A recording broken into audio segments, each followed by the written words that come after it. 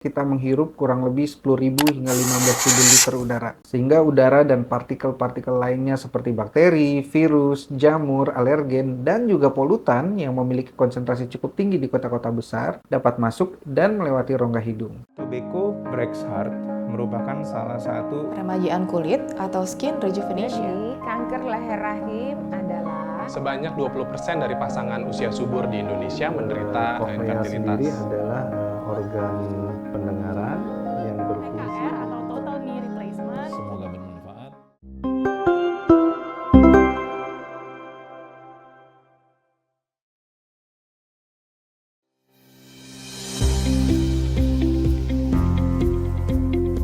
Halo sahabat Premier, saya Dr. Iman Pradana, spesialis telinga, hidung, tenggorok, bedah kepala, dan leher. Saat ini berpraktek di Rumah Sakit Premier Jatinegara. Hidung merupakan saluran napas penting dan berperan sebagai pintu masuk pernapasan di mana setiap harinya kita menghirup kurang lebih 10.000 hingga 15.000 liter udara. Sehingga udara dan partikel-partikel lainnya seperti bakteri, virus, jamur, alergen, dan juga polutan yang memiliki konsentrasi cukup tinggi di kota-kota besar dapat masuk dan melewati rongga hidung, sehingga berisiko menimbulkan gejala-gejala di hidung seperti hidung tersumbat, pilek, bersin-bersin, hingga timbulnya infeksi di hidung dan rongga sinus.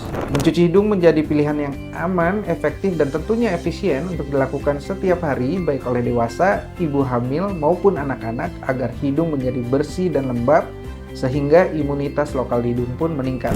Selain bersifat pencegahan, cuci hidung juga bermanfaat sebagai terapi pada kondisi hidung yang bergejala akibat penumpukan lendir yang berlebih ataupun peradangan infeksi di hidung dan sinus. Dan tentunya akan mempercepat penyembuhan. Oke, hari ini saya akan memberitahukan bagaimana cara mencuci hidung yang benar. Yang perlu disiapkan sebenarnya sangat mudah, yaitu adalah NaCl 0,9% atau kita kenal dengan natrium klorida, merupakan larutan yang isotonik yang memiliki konsentrasi yang sama dengan mukosa lendir di rongga hidung. Yang kedua adalah suntikan 10 ml, bisa 10 ml atau 20 ml, bebas saja. Dan tentunya ini yang kita namakan Transofix. Transofix ini adalah alat untuk mengeluarkan cairan pada NaCl 0,9% untuk dituangkan ke wadah. Tentunya sebagai tambahan kita juga harus memiliki wadah tempat kita untuk membersihkan hidung.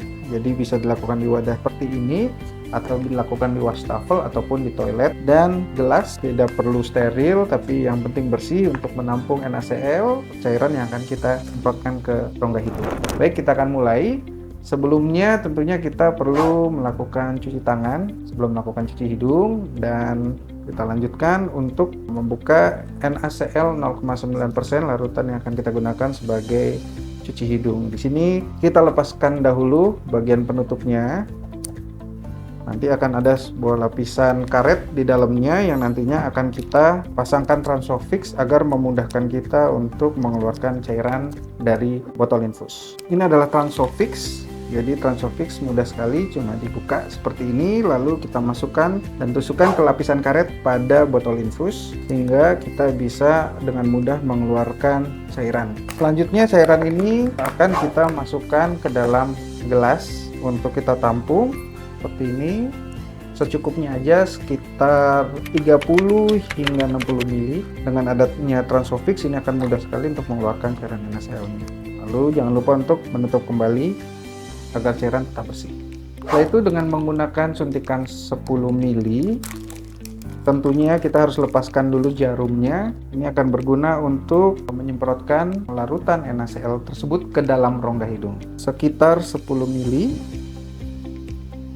Lalu kita lakukan tindakan cuci hidung.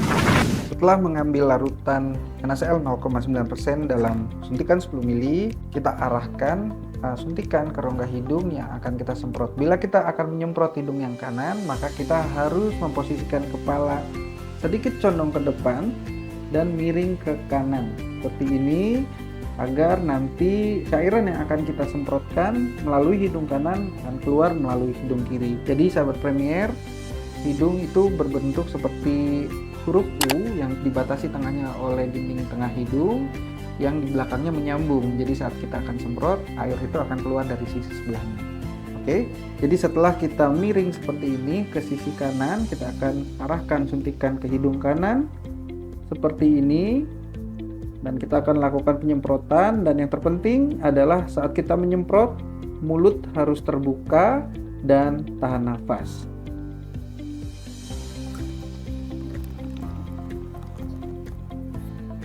Lalu kita bisa bersihkan tisu seperti itu.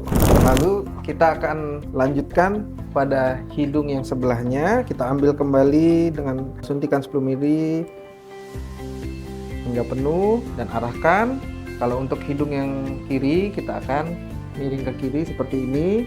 Arahkan juga ke hidung seperti hidung sebelah. Lalu membuka mulut dan tahan nafas saat disemprot seperti ini. Dan bersihkan hidung dengan tisu.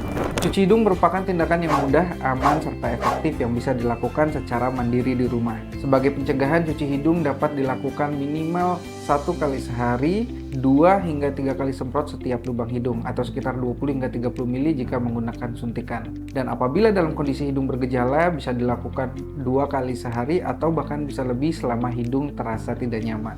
Cuci hidung dapat dilakukan oleh orang dewasa, ibu hamil, ataupun anak-anak. Khusus pada anak-anak, cuci hidung diberikan selama anak sudah bisa diberikan instruksi dan bisa dibantu irigasi oleh orang tua, asalkan sudah dapat memposisikan kepala anak dengan baik. Cuci hidung bisa menjadi pertolongan pertama dalam kondisi hidung tersumbat, pilek, ataupun bersin-bersin. Namun bila belum membaik, segera konsultasikan ke dokter spesialis THT di Rumah Sakit Premier Jatinegara. Salam sehat!